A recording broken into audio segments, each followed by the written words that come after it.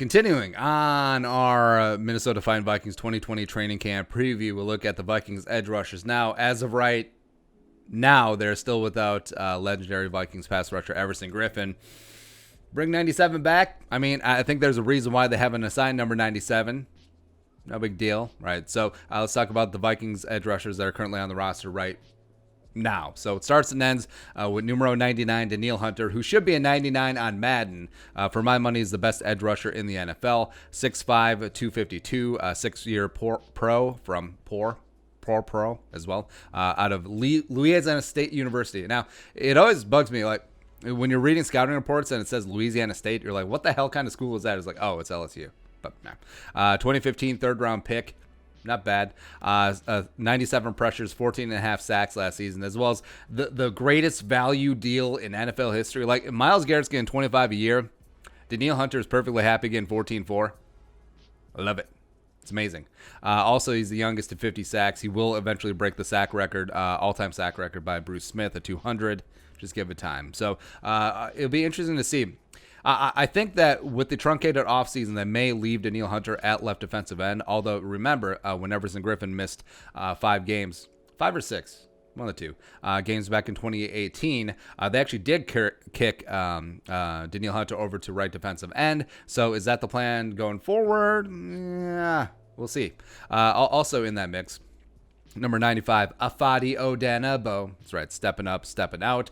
He's clearly going to be the edge rusher opposite of Danielle Hunter, with Everson Griffin gone for now, as well as Steve Weatherly signing a free agency with North Carolina. What the hell's wrong with me today? Carolina.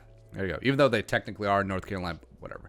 But you know, Ifeadi, 4th-year pro out of Northwestern, 2017 7th-round pick. Yeah. Don't tell me that 7th-round picks and UDFAs aren't worth anything. Just get out of here.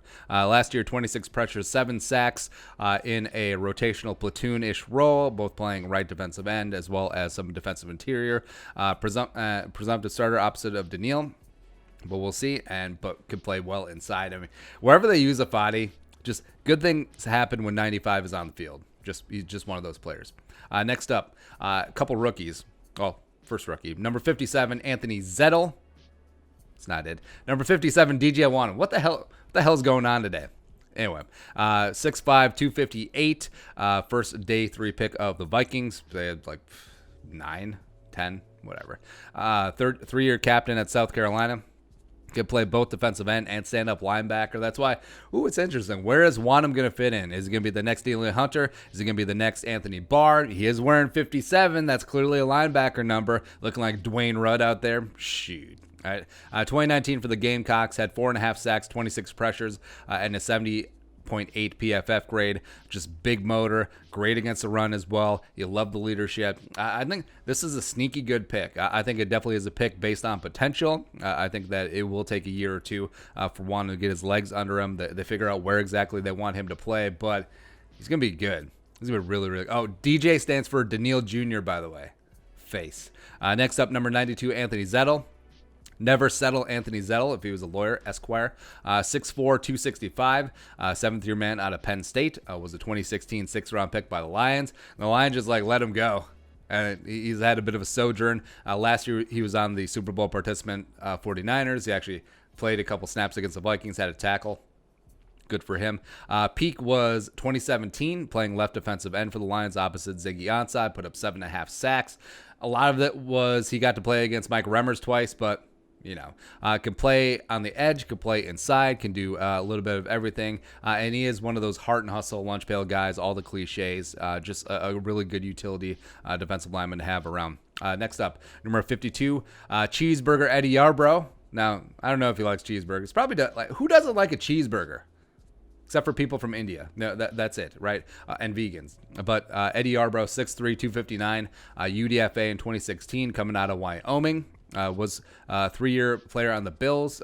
Was originally in camp with the Broncos. Then eventually Bill scooped him up. Had 3 starts for them. But primarily was special teams, rotational backup guy. Had 1 career sack as well as 63 total tackles.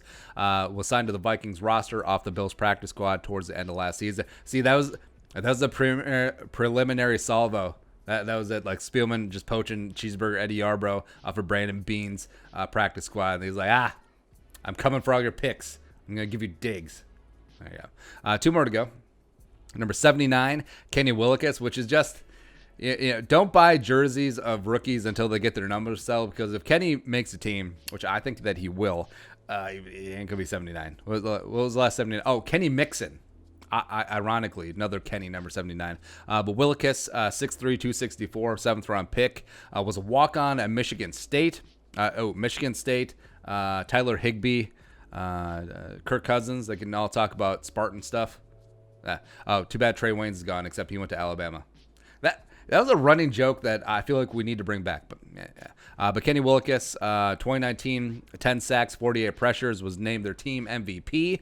One of the reasons that he fell, a lot like Ifeadi Odenigbo, is that you had major production in a big-time conference, but just did not check the boxes in terms of NFL measurables. Has shortish arms, a little bit light, certainly doesn't have the speed or agility numbers, but I mean, this guy is Rudy. He really is the epitome of Daniel Rudiger. The guy's going to bust his ass, try hard, and if you had a full roster of Kenny Wilkeses, you could do a lot worse. And lastly, so number 90, Stacy Keeley. Keeley's interesting. So 6'6", 220. But 6'6" is generous, but like low, because I actually think he's 6'8". But 2019 UDFA out of UAB. Played 20 games for the Blazers, putting up 40 tackles, 5.5 tackles for loss, and 4 sacks. Now, there's some talk that, well, he weighed in at the combine at 232. He's actually lost weight, so that there is some talk that he could potentially move to linebacker. Maybe it could be an Anthony Barr understudy, but that's still light for a strong side linebacker. But either way, he was on and off the practice squad last year. The team obviously likes him. They're bringing him back again for a second time. We'll see if he makes the filter, if they do have to reduce to 80 players, but I don't know. It's interesting. So, Vikings edge rushers, even though they did lose Everson, Danielle is the best edge rusher in the game. Fadi is rising up. You love DJ Wanham. You could also include James Lynch on the edge, even though we're going to talk about him in defensive interior, as well as you got Kenny Wilkes. So, I mean, it's looking up. It's looking bright. Plus, I always trust Andre Patterson. But your thoughts, Vikings edge rushers heading into training camp, let us know in the comment section below. Subscribe for daily Vikings takes. Want to support the work, pull us on the Venmo. Plus, give us a follow on social media as well. But until next time, Skull, production value.